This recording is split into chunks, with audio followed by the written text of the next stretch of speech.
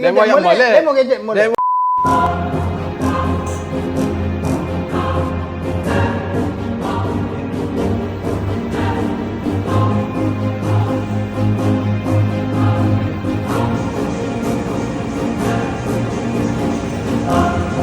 Alright, Assalamualaikum geng. So, hari ni aku tepati janji aku lah.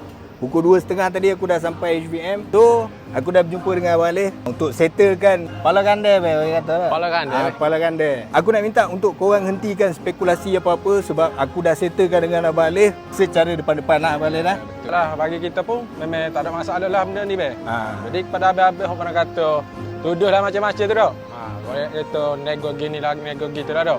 Jadi benda ni tak solusi be. Kita settle semua dah dengan Abang Fadil kita ni. Dengan settlenya perkara ni yang dah ambil masa 2 hari kan. Kita pun ada buat perjanjian lah untuk selesai kes ni.